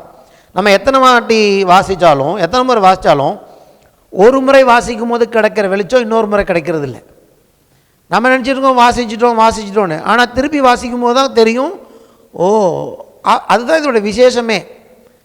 அப்பப்போ ஃப்ரெஷ்ஷாக இருக்கும். இங்கே என்ன நான் கண்டுபிடிச்சேன்னா, எல்லாமே அவர் உண்டாக்கின எல்லாமே பார்வைக்கு அழகுக்கும் புசிப்புக்கும் நல்லதாக தான் இருந்திருக்கு. அப்புறம் 15ஆம் வசனம், தேவனாகிய கர்த்தர் மனுஷனை ஏதேன் தோட்டத்தில் அழைத்து கொண்டு வந்து அதை பண்படுத்தவும் காக்கவும் வைத்தார். தேவனாகிய கர்த்தர் மனுஷனை நோக்கி, நீ தோட்டத்தில் உள்ள சகல விருட்சத்தின் கனியையும் புசிக்கவே புசிக்கலாம், ஆனாலும் நன்மை தீமை அறியத்தக்க விருட்சத்தின் கனியை புசிக்க வேண்டாம். அதை நீ புசிக்கும் நாளில் சாகவே சாவா என்று கட்டளையிட்டார். அது கமெண்ட்மெண்ட், அட்வைஸ் கிடையாது. அப்பா அதை போய் சாப்பிட்றாதா அப்படி சொல்ல, சாப்பிடக்கூடாது. ரெண்டுக்கும் வித்தியாசம் என் கை, சாப்பிடாதப்பா அப்படி சொல்ல, சாப்பிடக்கூடாது. சாப்பிட்றனால நீ சாகவே சாவாய். ரொம்ப சீரியஸான கமெண்ட்மெண்ட் இது. ஆமேன். அப்படி தான் சொல்லியிருக்கிறார். பின்பு தேவனாகிய கர்த்தர், மனுஷன் தனிமையாக இருப்பது நல்லதல்ல, ஏற்ற துணை அவனுக்கு உண்டாக்குவேன் என்றார். தேவனாகிய கர்த்தர் வெளியின் சகலவித மிருகங்களையும் ஆகாயத்தின் சகலவித பறவைகளையும் மண்ணினாலே உருவாக்கி ஆதாம் அவைகளுக்கு என்ன பெருடுவான் என்று பார்க்கும்படி அவைகளை அவனிடத்தில் கொண்டு வந்தார். அந்தந்த ஜீவ ஜந்துக்கு ஆதாம் எந்த பேரிட்டானோ அதுவே அதற்கு பேராயிற்று. நான் வாசித்த இந்த குறிப்பிட்ட பகுதியில் நிறைய சாராம்சங்கள் இருக்குது. அதனால் நம்ம இதை என்ன பண்ண போகிறோம், நிதானமாய் பார்க்க போகிறோம். இன்னையிலேருந்து தொடர்ந்து இங்கே என்னென்ன பார்க்க போகிறோன்னா, நன்மை தீமை அறியத்தக்க கனி என்றால் என்ன, இந்த இடத்துல ஏன் தேவன் அதை புசிக்க வேண்டாம் என்று சொல்லி தடை பண்ணினார், ஏன் கர்த்தர் அப்படி அதை ஒரு கட்டளையாக கொடுத்தார், ஏன் அந்த கனியை புசித்தது பாவம் என்று எண்ணப்படுகிறது, ஏன் இந்த பாவம் இந்த உலகத்திலே எல்லாவித சாபத்தையும் எல்லாவித மரணத்தையும் கொண்டு வந்தது. அது மட்டுமல்ல, இந்த ஒரு காரியம் இன்னைக்கு எல்லா சிருஷ்டிப்புகளுக்குமே ஒரு பிரச்சனையை கொண்டு வந்திருக்கு. பூமி கூட அது சரியாக விளையக்கூடாதபடிக்கு இவ்வளோ பெரிய ஒரு எஃபெக்டை, இவ்வளோ பெரிய மோசமான காரியத்தை இது ஏன் ஏற்படுத்தினது அப்படின்னு நம்ம புரிஞ்சுக்கிட்டோம்னா இன்றைக்கி நம்ம சரியாய் கர்த்தரை பின்பற்ற நம்மை ஒப்பு கொடுப்போம், ரட்சிப்பை நாம் மேன்மை பாராட்டுவோம். சரிங்களா? என்ன பார்க்குறோம், கர்த்தர் மனுஷனை தன்னுடைய சாயலிலும் தன்னுடைய ரூபத்திலும் அவர் உண்டாக்கினார். வேறு இடங்களில் வாசிக்கிறோம், தேவன் அவனை தன்னிலும் சற்று சிறியவனாக உண்டாக்கினார். தன்னை போல தான், ஆனால் தன்னை விட கொஞ்சம் தன்னிலும் சற்று சிறியவனாக அவனை உண்டாக்கினார். ஆனால் இந்த சிருஷ்டிகர்த்தர் மனுஷனை தன்னுடைய ஆளுகையின் கீழே அவர் உண்டாக்கினார் என்று சொல்லி பார்க்கிறோம். எல்லா சிருஷ்டிகளுமே, மனுஷனும் ஒரு சிருஷ்டி தான், ஆனால் மனிதன் தன்னுடைய ஆளுகையின் கீழே, தேவனுடைய ஆளுகையின் கீழே, தேவனுடைய அந்த ஒரு விதமான ஏதோ ஒரு கட்டுப்பாட்டின் கீழே தன்னுடைய கீழ்ப்படிதலில் மனிதன் இருக்க வேண்டும் என்று விரும்பினார். அது அவனுக்கு நல்லது. அதை நம்ம பார்க்க போகிறோம். அப்போது தேவன் என்ன பண்ணுறார், தன்னை போல சிருஷ்டித்தார், தன்னை போல ஆளுகை செய்வேணும்னு சொல்லிட்டாரு. எல்லாத்தையும் சொல்லிவிட்டு ஒரே ஒரு இடத்துல மட்டும்தான் அவர் நோ சொல்கிறாரு. ஒரு நோ தான் தேவன் சொன்னார். எல்லாம் எஸ், எல்லாம் அழகாக இருக்குது, எல்லாம் சாப்பிடு, எல்லாம் பண்ணு, ஆளுகை செய்ய, அதிகாரத்தை எடுத்துக்கோ, எல்லாத்தையும் கண்ட்ரோல் பண்ணு, எல்லாத்தையும் டாமினேட் பண்ணு, நல்லா என்னை போல் இருன்னு சொல்லிட்டு கர்த்தர் சொன்னது ஒரே ஒரு நோ. சொல்லுமா, ஒரே ஒரு நோ. அந்த நோவை தான் நம்ம பார்க்க போகிறோம். எஸ் எல்லாம் நம்ம பார்க்க தேவையில்லை. ஏன் நோ சொன்னார்? எப்போதுமே நம்ம அப்பா ஒரு காரியத்தை நோ சொன்னார்னா பிள்ளைங்க அதை தவிர எல்லாம் செய்யும், அதை தான் செய்யும் இல்லையா? இந்த குணம் எங்கேருந்து வந்தது? ஏன் நோ? அப்பா நோன்னு சொன்னால் பிள்ளைங்களும் நோ சொல்ல கற்றுக்கணும். அது கண்ணை மூடி, நான் அப்படி தான் விரும்புவேன். கண்ணை மூடிட்டு எனக்கு பிடிச்சவங்க, என்னை நம்புகிறவங்க, நான் போய் இங்கே குதிச்சிரு கிணத்துல அப்படின்னா அவங்க மறுபேச்சு கேட்காம கண்ணை மூடிட்டு கிணத்துல குதிச்சிடணும். அதுதான் சரியான விசுவாசம். இங்கே கர்த்தர் சொல்கிறாரு, ஒரே ஒரு காலத்துக்கு நோ சொல்கிறாரு. அது என்ன நோன்னு கேட்டிங்கன்னா, நன்மை தீமை அறியத்தக்க விருட்சத்தின் கனியை நீ புசிக்கக்கூடாது. சரி, இப்படி பார்ப்போம். இது எப்படி இருக்குன்னு கேட்டிங்கன்னா, உனக்கு நன்மை தீமை எதுன்னு தெரியக்கூடாது அப்படின்னு கர்த்தர் சொல்கிற மாதிரி இருக்குது இல்லையா? அப்போ என்ன கர்த்தர் விரும்புகிறாரு? மனுஷன் ஆதாம் நன்மை எது தீமை எதுன்னு கண்டுபிடிக்க தெரியாத ஒரு முட்டாளாக இருக்க வேண்டும் என்று தேவன் விரும்பினாரா? அல்லது இவனுக்கு நல்லது கெட்டது தெரிஞ்சதுன்னா நமக்கு கீழே இருக்க மாட்டான், இவன் இஷ்டத்துக்கு ஆடுவான், ஆகவே இவனை ஒரு அடிமையாக வச்சுருக்கணும் அப்படின்னு தேவன் விரும்பினாரா? அப்படி தான் பிசாசு சொன்னான். எங்கே உங்களுக்கு நன்மை தீமை தெரிஞ்சிட்டீங்க, நீங்களும் கர்த்தரை போல் ஆயிடுவீங்கன்னு சொல்லிட்டு தான் அவர் மறைச்சிட்டார்னு அவன் சொன்னான்ல. அந்த மோசத்தை தானே இவங்க நம்பி ஏமாந்து போய் மோசம் போனாங்க. ஆனால் உண்மையில் கர்த்தர் என்ன சொன்னாருங்கிறத தான் இன்றைக்கி நம்ம பார்க்க போகிறோம். கொஞ்சம் டைம் எடுத்து இன்றைக்கி ஸ்டார்ட் பண்ண போகிறோம். நன்மை தீமை அறியாதாக ஒரு முட்டாளாக இருக்க வேண்டும் என்று தேவன் விரும்பவில்லை. அல்லது நன்மை தீமை அறிந்து விட்டால் இவன் என்னை போல ஆகிவிடுவான், நான் சொல்கிறத கேட்க மாட்டான், இவனை ஒரு கண்ட்ரோலில் வைக்கணும், சில மனைவிகள் நினைக்கிறது போல இவனை நான் என் கண்ட்ரோலில் வைக்க வேண்டும் என்றும் கர்த்தரங்க சொல்லலை. பின்ன என்ன தான் சொல்கிறார் தேவன் இந்த இடத்துலன்னா, இங்கிலீஷில் சொல்கிறேன், நோயிங் அப்படின்னு இருக்கு. நன்மை தீமை அறிதல் இருக்குல்ல, தமிழ்லேயும் நல்ல வார்த்தைகள் ரெண்டுக்கும் எனக்கு கண்டுபிடிச்சிட்டா, இங்கிலீஷ்லேயும் நல்ல வார்த்தைகள். ஃபஸ்ட்டு இங்கிலீஷில் சொல்கிறேன். Knowing, it relates the word knowledge. Knowing அப்படின்னா அது நாலெட்ஜ். தமிழில் ஒரு காரியத்தை அறிந்து கொள்ளுதல் என்பது அறிவு சம்பந்தப்பட்டது. புரியுதுங்களா? அறிதல்ங்கிற வார்த்தை எல்லாருக்கும் புரியுது. இதை அறிஞ்சிக்கணும் அப்படின்னா என்ன வேணும்? அறிவு வேணும். when you want to know something, knowing அப்படிங்கும்போது அங்கே நாலெட்ஜ் இருக்கிறது. சரியா? இப்போது தேவர் என்ன சொல்கிறாரு, நீ நன்மை தீமையை அறியக்கூடாதுன்னு சொல்லியிருக்கிறார். நன்மை தீமை அறியத்தக்க கனியை புசிக்கக்கூடாதுன்னு சொல்லிட்டாரு. சரியா? ஏற்கனவே ஆதாமுக்கு நன்மை தீமை எதுவுமே தெரியாமல் இருந்ததா? அப்போது இன்னும் கனியை புசிக்கலை. நான் இப்போ அங்கே வரேன். இன்னும் கனியை ஆதாம் புசிக்கலை. அது வரைக்கும் தேவனுடைய அரவணைப்பில் இருந்த ஆதாமுக்கு பர்ஃபெக்டாக நன்மை தீமை தெரிஞ்சுது.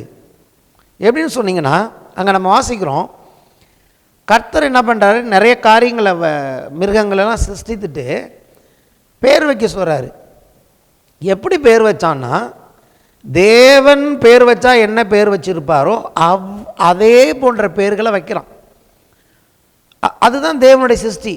அப்போ தேவன் ஏற்கனவே தேவனை போல தான் செயல்படுறான். அது மட்டுமல்ல, இவனை தூக்கத்தை வர வச்சு தேவன் அவன் விழா எலும்புலேருந்து அவனுடைய விழாப்பகுதியிலேருந்து ஒரு எலும்பெடுத்து அவனுக்கு ஒரு துணையை உருவாக்கிட்டு கொண்டுட்டு வராரு. இவன் தூங்கினவனுக்கு எப்படி தெரியும்? மனுஷன் தூங்கிட்டு இருந்தாலும் தன்னை குறித்து தன்னுடைய சரீரத்தில் என்ன நடக்குது, தன்னை சுற்றி என்ன நடக்குங்கிறது தேவனை போல் அறிகிறவனாக இருந்தான். அதனால தான் கரெக்டாக சொல்கிறான், இவள் என் எலும்பில் எலும்பும் என் மாம்சத்தில் மாம்சமாக இருக்கா, இவள் மனுஷன்லேருந்து எடுக்கப்பட்டபடியால் மனுஷியாக இருக்கிறார். தூங்கினப்ப மனுஷன்லேருந்து மனுஷியை எடுத்தான்னு உனக்கு எப்படி தெரியும்?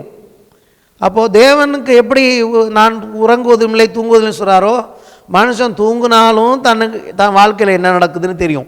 அப்போது கிட்டத்தட்ட இந்த அறிவு என்ன அறிவு ஏற்கனவே இருந்ததுன்னா, தேவனை போலவே எல்லாத்தையும் கரெக்டாக பர்ஃபெக்டாக பேர் வைக்கிறது, எங்கேருந்து வந்தது, ஏது நடந்தது, எப்படி நடந்தது, தன் மனைவி யார் அப்படிங்கிற அளவுக்கு ஏற்கனவே நாலேஜ் அவனுக்கு இருந்ததா இல்லையா? இருந்தது. அப்போது என்ன இங்கே பிரச்சனை அப்படின்னு கேட்டிங்கன்னா, பிசாசு எங்கே வஞ்சிக்கிறான்னு கேட்டிங்கன்னா, தேவன் என்ன சொல்கிறார் இப்போது, நன்மை எது தீமை எது என்று நீ அறிந்து கொள்ளக்கூடாதுன்னு நான் சொல்லலை. எல்லாம் என்ன கவனிங்க. தேவன் இன்னைக்கு நம்மளை பார்த்து சொல்கிறார், நன்மை எது தீமை எதுன்னு நீ தெரிஞ்சுக்கக்கூடாது, முட்டாளாக இருக்கணும், எனக்கு அடிமையாக இருக்கணும்னு நான் சொல்லலை. ஒரு காரியத்தின் நன்மை எது தீமை எது என்று அறிந்து கொள்ளுகிற அந்த நாலேஜ் இருக்குல்ல, அந்த அறிவு, அது என் மூலமாகத்தான் உனக்கு உண்டாக வேண்டும். இதான் தேவன் விரும்புகிறார். ஏன்னா that knowledge is called as the wisdom of God. அதுதான் தேவனுடைய ஞானம். அந்த ஞானத்தின் பேர் என்ன தெரியுமா? வெளிச்சம். ஆதாமும் ஏவாளும் நிர்வாணமாக இருந்தாலும் வெட்கப்படாத காரணம், தேவனுடைய அந்த ஞானம், தேவனுடைய அந்த அறிவு அவர்களை மகிமையாய், அந்த அறிவுக்கு இன்னொரு பேர், வெளிச்சத்துக்கு பேர் மகிமை. இயேசு எப்படி அங்கே தன் மகிமையை காண்பித்த பொழுது அங்கே என்னத்தை பார்த்தாங்க? வெளிச்சத்தை பார்த்தார்கள். அப்போது ஆதாமுக்குள்ளும் ஏவாளுக்குள்ளேயும் ஏற்கனவே காரியங்களை, ஒரு காரியத்தை எது நன்மை எது சரியான தீமை என்பதை, மனுஷனுக்கும் தேவனுக்குள்ள வித்தியாசம் என்னன்னா, எந்த இடத்துல அவர் கர்த்தராகிறாரு, எந்த இடத்துல அவர் தேவனாகிறார்னா, நீ என்னுடைய சிருஷ்டி, என்னுடைய ஞானத்தின் மூலமாகத்தான் நீ நன்மை எது தீமை எது என்பதை அறிந்து கொள்ள வேண்டுமே ஒழிய, என்னுடைய ஞானத்தை வேண்டாம் என்று சொல்லி வேறே ஒன்றின் மூலமாக எது நன்மை எது தீமை என்று அறிந்து கொள்ளும் போது நீ சாகவே சாவாய். ஏன்னா என்னன்னு கேட்டிங்கன்னா, தேவனுடைய ஞானத்தின் மூலமாக ஒரு காரியத்தை பார்த்து உனக்கு நல்லது, இது நன்மைன்னு நீ நினச்சினா, தேவனுடைய ஞானத்தின் மூலமாக நன்மையை பார்க்கும் பொழுது அது உண்மையாக உனக்கு நன்மையாக அமையும். இப்படி எடுத்துக்கலாம். கர்த்தருடைய ஞானத்தை தள்ளியாச்சு. இப்போது நாங்களே நல்லதை தெரிஞ்சுக்கிறோம் அப்படின்னு ஆதாம் ஏவாளும் வந்துட்டாங்க. அப்போ என்ன நடக்குதுன்னு கேட்டிங்கன்னா, தேவனுடைய அந்த ஞானம் அல்லாமல் அவனுடைய சுய ஞானத்தினாலே ஒன்றை பார்த்து இது நல்லா இருக்குன்னு அவன் தெரிஞ்சுக்கும் போது அது நிச்சயமாகவே அது நன்மையாக இருக்குங்கிற எந்த கேரண்டி கிடையாது. மனுஷன் தன்னுடைய ஞானத்தின் மூலமாக நல்லதுன்னு நினைக்கிறது அவனுக்கு என்னவா அமையலாம்? தீமையாக அமையலாம். அல்லது தன்னுடைய ஞானத்தின் மூலமாக ஒன்றை பார்த்து இது எனக்கு தீமையானது நினைக்கிறது அவனுக்கு எப்படி இருக்கலாம்? நன்மையாக இருக்கலாம். ஆகவே தான் இன்றைக்கி இந்த உலகம் ஏன் இன்றைக்கி எப்படி இருக்குன்னு கேட்டிங்கன்னா, தன்னுடைய அறிவினால் தீமையை நன்மையாகவும் நன்மையை தீமையாகவும் அறிந்து கொண்டு இருக்கிறார்கள். புரியுதா உங்களுக்கு நான் சொல்கிறது? அப்போ கர்த்தருங்க என்ன விரும்பினார்னா, அதாவது if you want to know anything, நீ எதையாவது அறிஞ்சிக்கணும்னு விரும்புனீன்னா, ஃபஸ்ட் அங்கே என்ன எழுதியிருக்கு? ஆதாம் ஏவாளை அறிந்தான்னு எழுதியிருக்கு இல்லையா? மனைவியை அறிந்தான் இருக்கு. அது அப்படியே இருக்கட்டும். கர்த்தர் என்ன சொல்கிறாரு? எதை நீ அறிந்தாலும், நான் தேவன் நீ மனுஷன் எப்படி நான் சொல்கிறேன்னா, மை நாலேஜ், என்னுடைய அறிவின் மூலமாக என்னுடைய ஞானத்தின் மூலமாக நீ அறியும்போது நன்மை உனக்கு நன்மையாகவே இருக்கும். அப்போ அன்னைக்கு தீமையே இல்லையா நீங்கள் கேட்கலாம். கர்த்தர் என்ன பண்ணியிருப்பார்? இந்த கனியை சாப்பிட்லன்னா மனுஷன் தேவனுடைய ஞானத்தில் செயல்படும் பொழுது என்ன ஒரு ஞானம் அவனுக்கு இருந்திருக்கும்னா, தீமையை பார்க்கும்போது அந்த தீமை அவனை அணுகாது, அந்த தீமையும் அவனுக்கு நன்மையாய் மாற்றக்கூடிய ஞானம் அந்த ஞானம். அப்போ பிசாசு என்னவா போயிருப்பான்னா, இன்னெஃபெக்டிவாக போயிருப்பான். பிசாசு இருந்தால் கூட தேவனுடைய ஞானத்தில் மனுஷன் செயல்பட்டுருந்தான்னா இவன் எவ்வளோ தீமையை கொண்டு வந்தாலும் அந்த தீமையை அவன் நன்மையாக எடுத்துகிட்டு போயிடுவான். அப்போ அவனுக்கு அங்கே வேலையே கிடையாது. அதனால தான் வச்சான் வெயிட்டு. இப்போ புரியுதா உங்களுக்கு எப்படி வஞ்சித்தானே?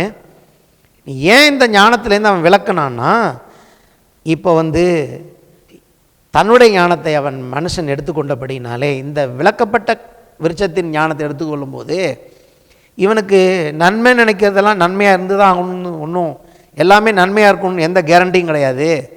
நன்மையே அது அவனுக்கு தீமையாக. இன்றைக்கி நிறைய பேர் என்ன நினைக்கிறாங்க, நாங்கள் அதை பார்த்து நல்லா தானங்க தெரிஞ்சுக்கிட்டோம், இப்படி இருக்குன்னு தெரியாதுங்க. ஏன்னா உனக்கு தேவனுடைய ஞானம் இல்லை. இதுதான் இன்றைக்கி நடந்தது.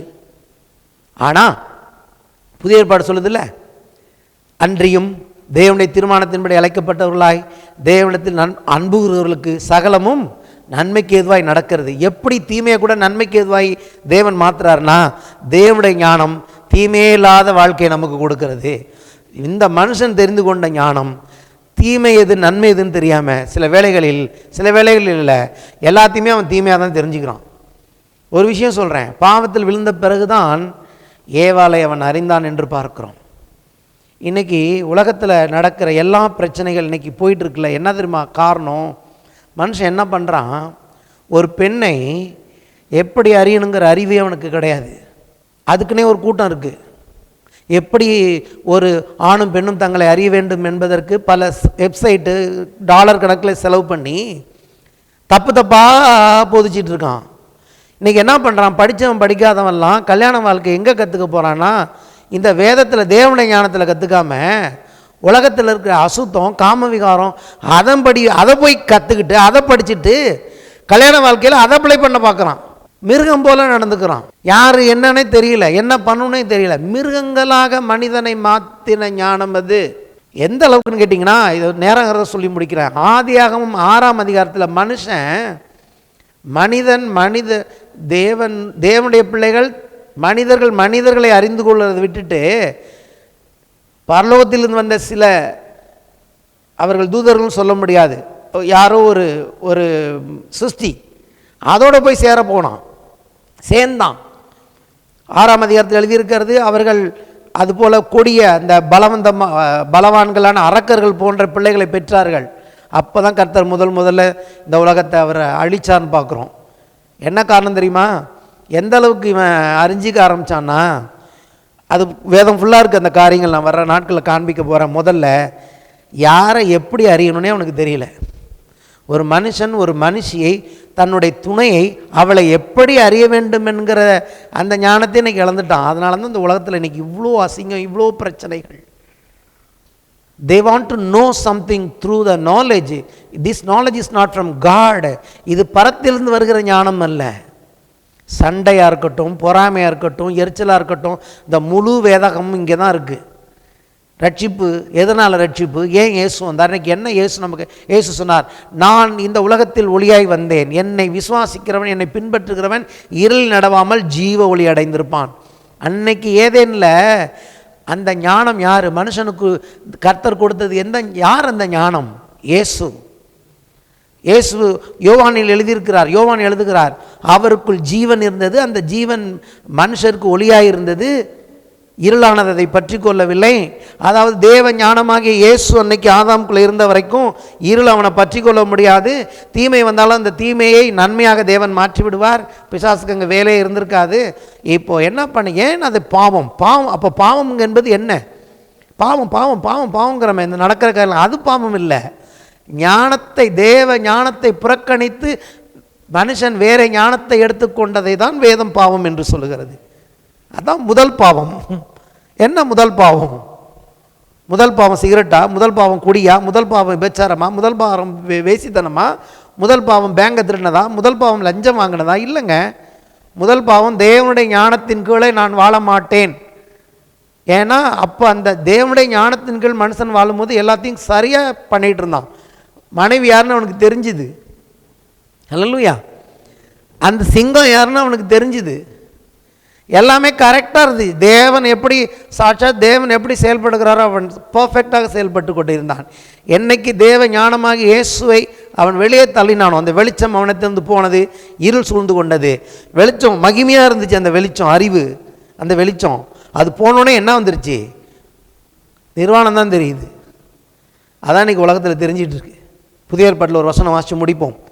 2 கொரிந்தியர் 4:6.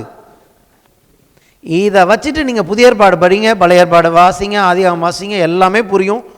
நியாயப்பிரமாணத்தை ஏன் கர்த்தர் கொடுத்தார், ஏன் அதை நிறைவேற்ற முடியல, ஏன் இயேசு வந்தார், இன்னைக்கு சபைக்கு பவுல் என்ன எழுதுகிறார்? பவுலுக்கு தெரியும், அப்போஸ்தலர்களுக்கு தெரியும், வேதத்தை புரிஞ்சவங்களுக்கு எல்லாமே தெரியும். என்னன்னா இங்கே அறிவுங்கன்னு ஒன்று கெட்டு போச்சு, இங்கே ஞானம்னு ஒன்று கெட்டு போச்சு, அதுதான் இருள். இருளுங்கிறது வேற எந்த இருள் இல்லை. மனுஷன் தேவனுடைய ஞானத்தையும் வெளிச்சத்தையும் இழந்தானே, அது பேர் தான் இருள். அங்கே அவனுக்கு புரியலை, என்னத்தை எப்படி செட் பண்ணுறதுனே புரியாமல் குழம்பிகிட்டு இருக்கான். இப்போ இயேசு மறுபடியும் வந்து என்ன பண்ணார், நமக்கு அந்த ஞானத்தை கொடுத்துருக்கிறார். இயேசுவே தேவனால் எனக்கு ஃபஸ்ட்டு வர்றது என்ன, ஞானம். அப்புறம் தான் நீதி, பரிசுத்தம், மீட்பு.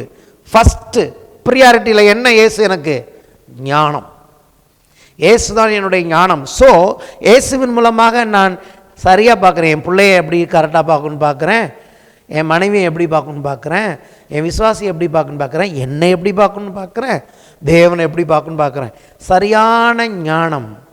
கிறிஸ்துவ இல்லாமல் இந்த உலகத்தில் யாருமே எதையுமே சரியாக பார்க்க முடியாது. உன் படிப்பு, உனக்கு இருக்கிற பெருமை, உனக்கு இருக்கிற குரல், உனக்கு இருக்கிற தாளந்து, உனக்கு இருக்கிற பணம், எதை வச்சுமே நீ தேவனை யாருன்னு பார்க்க முடியாது, உன்னை யாருன்னு நீ சரியாக புரிஞ்சிக்க முடியாது. முதல்ல உன்னை யாருன்னு நீ சரியாக புரிஞ்சுக்கணுன்னா இயேசு உனக்கு வேணும். அதுதான் ரட்சிப்பே. முதல்ல எல்லாத்தையும் புரிஞ்சிக்கிற விதத்தில் புரிஞ்சிக்க வரோமே, அது அப்போ புரிதா மோசம் போக்குறது என்னென்னு? மோசம் போகிறது என்னன்னா, திருப்பி சொல்கிறேன், நான் மோசம்தான் போயிட்டுருக்கேனே தெரியாமல் மோசம் போகுது பாருங்க உலகம். அப்போ தான் எபேசியர் எழுதுறாரு, நீங்கள் மோசம் போயிடாதீங்க, நீங்கள் கெட்டு போயிடாதீங்க. அந்த பழைய மனுஷன்தான் மோசம் போக்குவான். அவனை பொறுத்த வரைக்கும் அவன் இச்சையில் தான் ஆப்ரேட் ஆவான். நீங்கள் அதில் ஆப்ரேட் ஆகக்கூடாது. ஹல்லேலூயா. நீங்கள் இச்சையை வச்சு ஆப்ரேட் பண்ணணும்னு உங்களை கர்த்தர் சொல்ல, நீங்கள் கர்த்தருடைய அன்பில், அவருடைய ஆசீர்வாதத்தில், அவருடைய கிருபையில் வளருங்க. உலகத்தை விட உங்களுக்கு எல்லாத்தையுமே கர்த்தர் கூட கொடுப்பார். அவருடைய ராஜ்யத்தையும் அவருடைய நீதியும் தேடுங்கள், இவைகளை அவங்களுக்கு கூட கொடுக்கப்படும். நீ எப்போ கவலைப்படுற, நீ எப்போ கவலைப்படுற, நீ எப்போ அழுகிற, நீ எப்போ மண்டையை உடைச்சிட்டு இருக்க? நீ தேவனுடைய பிள்ளைடா. எப்படி பிஸ்னஸ் பண்ணுங்கிற ஞானத்தை உனக்கு கொடுத்துருக்குறேன், எப்படி குடும்பத்தை நடத்துங்கிற ஞானத்தை உனக்கு கொடுத்துருக்குறேன், எப்படி சபையை நடத்துங்கிற ஞானத்தை கொடுத்துருக்குறேன். கிறிஸ்து இன்னைக்கு உனக்கு ஞானமாக இருக்கிறார்டா. நீ ஏன் கவலைப்படுற? மகனே மகளே, நீ ஏன் நீ கவலைப்படும்படி உண்டாக்கப்பட்டவன் அல்ல, தேவ ஞானத்தில் நடக்கும்படி தேவனை அழைத்திருக்கிறார். ஆகவே தான் வேதம் சொல்லுது, நீங்கள் வெளிச்சத்தின் பிள்ளைகள். You are walking in the light. That light is the wisdom of God is the light. Jesus came into this world as a light to the man of humanity. மனுக்குலத்திற்கு இயேசு வெளிச்சமாய் வந்தார். சபை வெளிச்சத்தின் இடமாய் இருக்கிறது. எங்கே அசுத்தம் இருக்கலாமா? எங்கே வந்து விக்கிரக ஆராதனை இருக்கலாமா? எங்கே வேசித்தனம் இருக்கலாமா? சபைக்குள்ள வெளிச்சத்தின் பிள்ளைகளுக்குள்ள இதெல்லாம் இருக்கலாமா? ஆதி ஆகமத்தை புரிந்து கொள்ளவில்லை என்று சொன்னால் நீங்கள் வேதாகமத்தை புரிந்து கொள்ளவே முடியாது. ஆதி ஆகமந்தான் எல்லாத்துக்கும் ஆதியாக இருக்கிறது. ஆதி ஆகமத்தை கர்த்தர் எவ்வளோ நல்லா சொல்லிக் கொடுக்குறாரோ அவ்வளோக்கு அவ்வளோ நம்ம வெற்றியாய் வாழ முடியும். நான் நினைக்கிறேன், இது ரொம்ப நல்லா கர்த்தர் எனக்கு இது சொல்லிக் கொடுத்த விஷயமாக நினைக்கிறேன். ஆக தான் போன வாரத்துலேருந்து ரொம்ப சந்தோஷமாக இருந்தேன். எப்படியாவது எங்கே அதுக்கு முன்னாடி எதுவும் எனக்கு ஆகிடக்கூடாது, எப்படியாவது நான் இன்றைக்கி ரிலீஸ் பண்ணிடணும், ஒரு பேசிக்கை ரிலீஸ் பண்ணிடணும், அப்புறம் இதை வச்சு நல்லா பில்ட் பண்ணிக்கலாம்.